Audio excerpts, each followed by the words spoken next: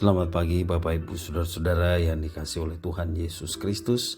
Berjumpa kembali bersama saya Pendeta Eka di dalam renungan firman Tuhan pada hari ini, hari Selasa 22 Juni 2021. Kiranya Bapak Ibu Saudara sekalian boleh terus mengalami sukacita, damai sejahtera dari Tuhan yang membawa kebahagiaan dalam kehidupan kita.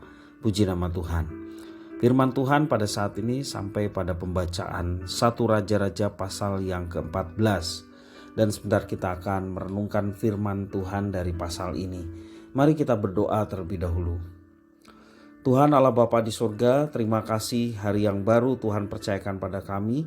Dan kami mau terus mengisi hati dan pikiran kami dengan kebenaran firman Tuhan. Mampukan kami untuk dapat memahaminya, serta Engkau menolong kami untuk kami dapat terapkan setiap prinsip kebenaran yang boleh kami dapatkan.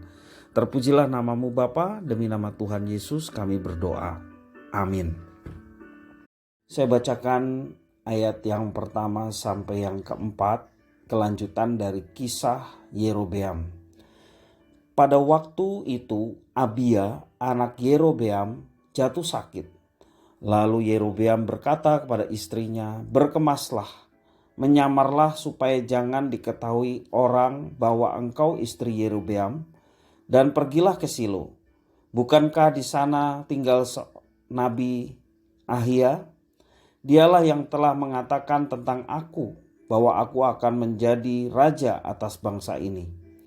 Bawalah 10 roti, kue kismis, dan sebuli-buli air madu, dan pergilah kepadanya. Dia akan memberitahukan kepadamu apa yang akan terjadi dengan anak ini."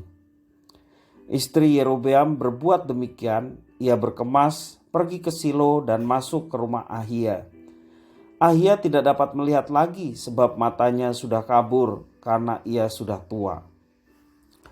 Bapak Ibu Saudara, Abia, anak dari Yerobeam, jatuh sakit dalam pasal ini. Sang raja menyuruh istrinya untuk menemui Ahia. Anaknya Yerobeam, Abia, yang akan ditemui adalah Nabi Ahia. Namanya hampir mirip, ya. Ahia adalah nabi yang diperintahkan Allah untuk bernubuat bahwa kerajaan Israel akan pecah menjadi 2 dan 10 suku akan memihak Yerobeam. Ahia meminta Yerobeam untuk menjadi raja Israel Utara, dan nubuat itu menjadi kenyataan. Kelihatannya situasi kritis yang menimpa buah hati dari Yerobeam membuat ia teringat akan sang nabi. Yerobeam merasa perlu mendapatkan petunjuk Allah.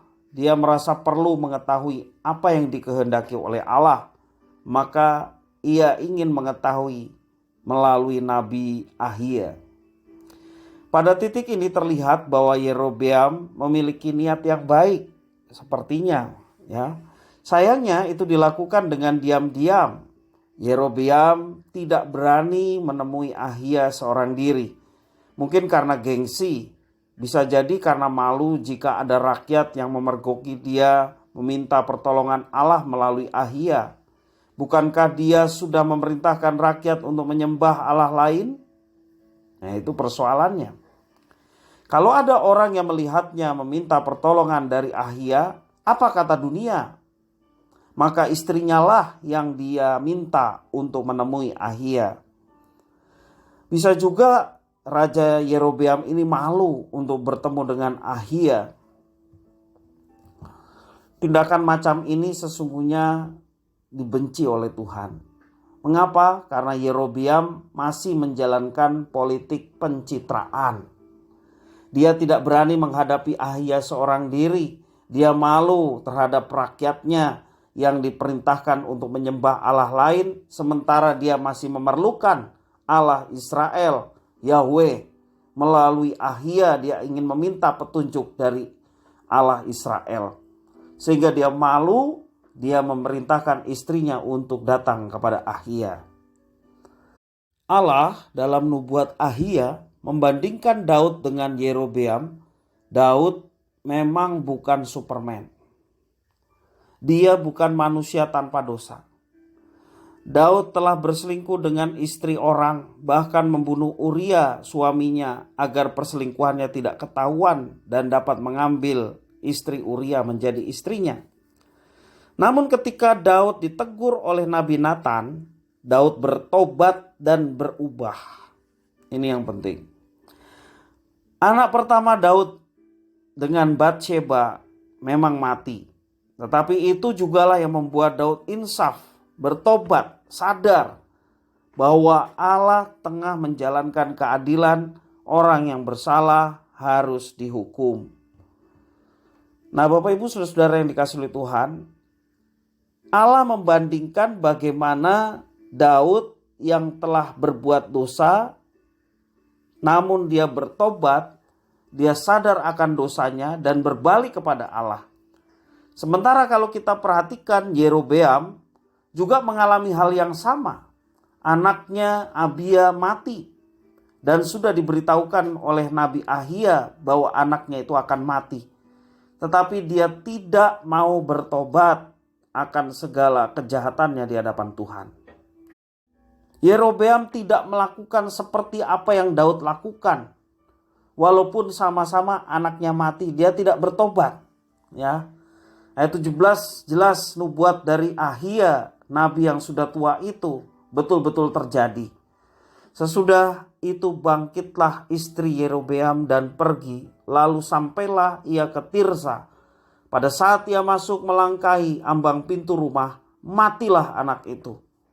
Kematian anak tidak membuat sang raja Yerobeam menjadi bertobat dan berbalik kepada Allah.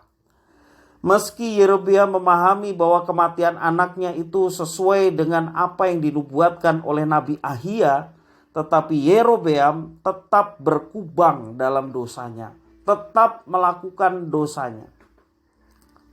Itulah yang kontras antara Yerobeam dan Daud.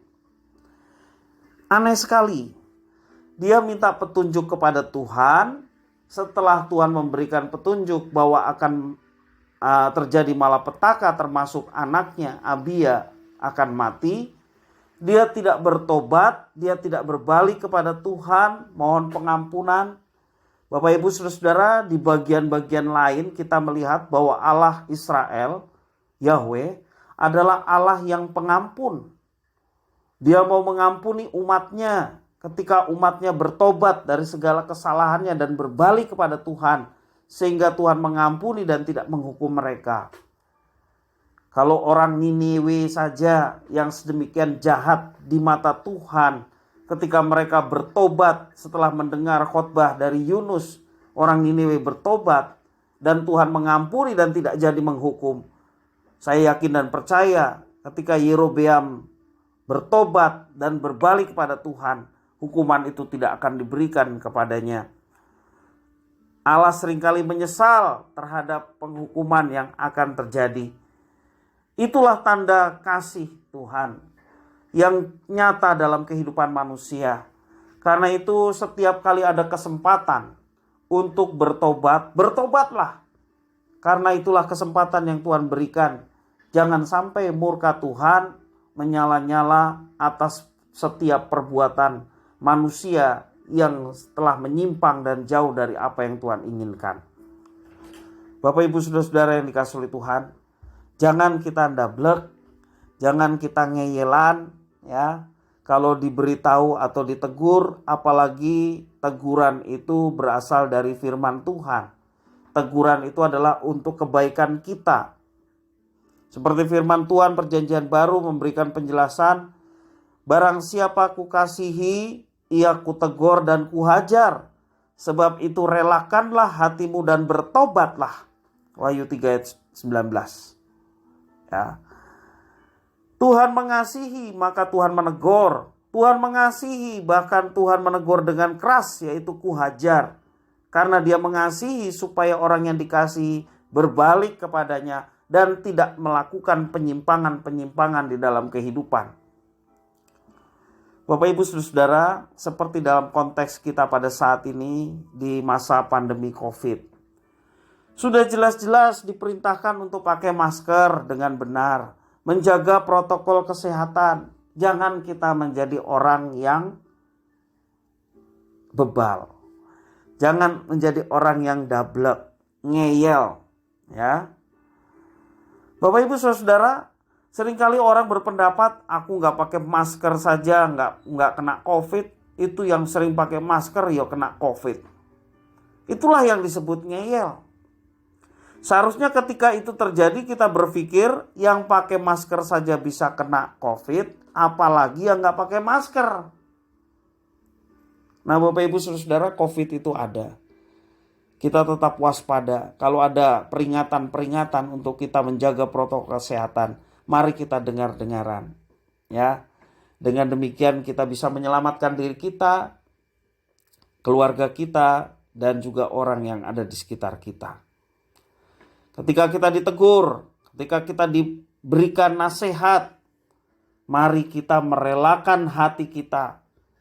Mari kita bertobat ketika teguran itu memberitahu bahwa apa yang kita lakukan adalah hal yang salah, hal yang jahat, hal yang merugikan banyak orang.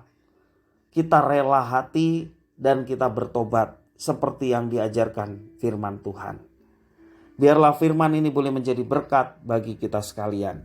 Mari kita berdoa.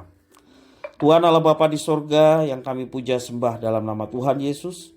Kami sungguh bersyukur dan berterima kasih untuk kebaikan Tuhan yang boleh kami alami hari ini.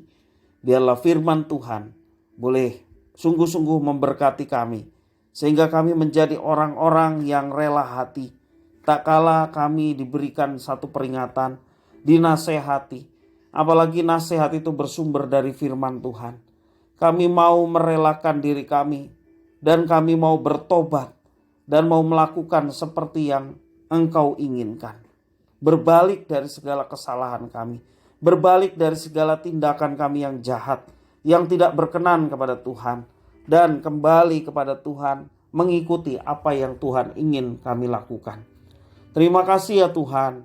Inilah doa permohonan ucapan syukur kami atas firman Tuhan. Hanya di dalam nama Tuhan Yesus kami berdoa. Haleluya. Amin.